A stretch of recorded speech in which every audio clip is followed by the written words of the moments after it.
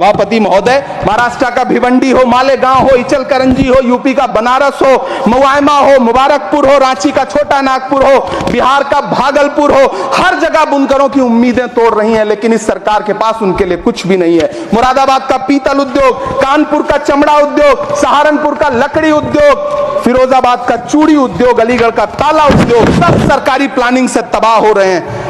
इन तमाम के बीच सरकारी सपोर्ट से बस एक उद्योग फल फूल रहा है, नोएडा का नफरत उद्योग। खुद को धार्मिक कहने वाली सरकार भगवान श्री कृष्ण के प्रिय खाद्य पदार्थों, दही और मक्खन तक पर जीएसटी लगाती है और बात करती है मध्यम वर्ग की हिमायती होने की। बच्चों की किताब और पेंसिल तक पर टैक्स लगाने वाले सरकार से मैं पूछना चाहता हूं कि आप मध्यम वर्ग का हितैषी बताते हैं खुद को, तो शर्म नहीं आती है? आप ही ने 1 मार्च 2018 को किंग अब्दुल्ला को, जॉर्डन के किंग अब्दुल्ला को मेहमान बना करके इसी दिल्ली में एक कॉन्फ्रेंस में कहा था कि मैं मुसलमानों के एक हाथ में कंप्यूटर और दूसरे हाथ में कुरान देना चाहता हूं। कंप्यूटर देने की बात तो छोड़िए, पढ़ाई के लिए जो स्कॉलरशिप मिल रही थी उसको भी छीन लिया आपने। हम समझते हैं इस साजिश को। आप माइनॉरिटी मिनिस्ट्री का बजट काटते काटते एक दिन मिनिस्ट्री को ही बंद कर देना चाहते हैं। वो जहर देता तो सबकी नजर में आ जाता, सो ये किया कि हमें वक्त पर दवाएं न दी। आखिर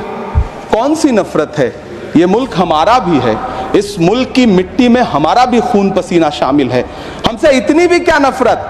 रिश्तों की ये नाजुक डोरें तोड़ी थोड़ी जाती हैं, अपनी आंखें दुखती हो तो फोड़ी थोड़ी जाती हैं। जिंदा रहते हुए जनता से हर चीज पर टैक्स वसूलने वाली ये सरकार कम से कम मरने पर तो लोगों को बख्श देती, लेकिन नहीं, वहां भी लूटना है। अंतिम संस्कार के सामान, अगरबत्ती, धूप बत्ती, केवड़ा जल, चंदन पाउडर, जौ, बताशा, काला तिल, पंचरत्न, कपूर और कफन तक पर टैक्स लेने वाली यह सरकार किस मुंह से खुद को मध्यम वर्ग का हितैषी बताती है? सभापति महोदय, इस सरकार का बाजार और महंगाई पर कोई नियंत्रण नहीं रह गया है। चाहे देश में लहसुन 400 रुपए किलो बिक जाए, टमाटर 100 रुपए किलो बिक जाए, प्याज का दाम सुनकर आंखों में आंसू आ जाए, लेकिन वित्त मंत्री महोदया बजट में महंगाई का मां भी नहीं बोलती हैं। सभापति महोदय, वो भी क्या दिन थे जब संसद में देश का बजट पेश होता था तो देश की सड़कें ठहर जाया करती थीं।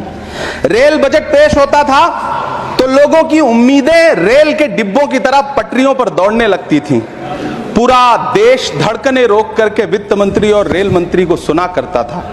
अफसोस, अब बजट पेश हो जाता है, मीडिया चैनल सरकार का महिमा मंडन करते हैं और बेचारी जनता बजट के आंकड़ों के शब्द जाल में उलझी हुई महीनों बाद समझ पाती है कि उसका तो फिर से कट गया।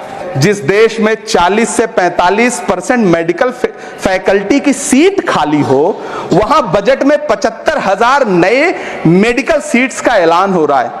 सरकार बहादुर, कम से कम इस देश के पढ़े लिखे युवाओं को तो मूर्ख समझना बंद करिए। पहले 7500 मेडिकल सीट्स बाद में बनाइएगा। पहले जो एम्स में 2161 पद खाली पड़े हैं उनको तो भर दीजिए। वो अब तिजारती पहलू निकाल लेता है, मैं कुछ कहूं तो तराजू निकाल लेता है। मैं इसलिए भी तेरे फन की कद्र करता हूं तो झूठ बोल के आंसू निकाल लेता है। सभापति महोदय, पिछले 2 साल अमृतकालीन बजट पेश किए गए और इस बार एक नई शब्दावली गढ़ी गई है, तुष्टीकरण बनाम संतुष्टीकरण का बजट। सभापति महोदय, सुनने में कितना अलंकारिक लगता है ये शब्द। सोच रहा हूं देश की वित्त मंत्री और प्रधानमंत्री जी से पूछूं कि आखिर किसकी संतुष्टि? कदम कदम पर टैक्स देकर लुटने वाली जनता की, या फिर जनता से टैक्स वसूल करके धन्ना सेठों का खजाना भरने वाली सरकार की? किसकी संतुष्टि? जिस बजट में मनरेगा के लिए 1 रुपए की बढ़ोतरी ना हो, जिस मनरेगा से करोड़ों मजदूरों के घर में चूल्हा जलता हो, उस मनरेगा में काम करने वाले गरीब मजदूरों के लिए अगर आपके खजाने से 1 रुपया भी इजाफी नहीं निकल सका तो भला कौन संतुष्ट हुआ साहब? इस देश का गरीब मजदूर या आपके उद्योगपति दोस्त? पंडित नेहरू एक ऐसे महान शख्स जिनके पिता पंडित मोतीलाल नेहरू, जिनकी बहन विजय लक्ष्मी पंडित, जिनके बहनोई पंडित रंजीत सीताराम, जिनकी बेटी इंदिरा गांधी, जिनके दामाद फिरोज गांधी, सब ने अंग्रेजों से लड़ते हुए स्वतंत्रता आंदोलन में जेल काटी। आप किस मुंह से उनकी लकीर छोटी करने की बात करते हैं? नहीं कर पाइएगा, 7 जन्मों में नहीं कर पाइएगा, क्योंकि जिस्म की मौत कोई मौत नहीं होती है। जिस्म मिट जाने से इंसान नहीं मर जाते, जाते, धड़कने रुकने से अरमान नहीं मर जाते, सांसें थम जाने से ऐलान नहीं मर जाते, जिस्म की मौत कोई मौत नहीं होती है।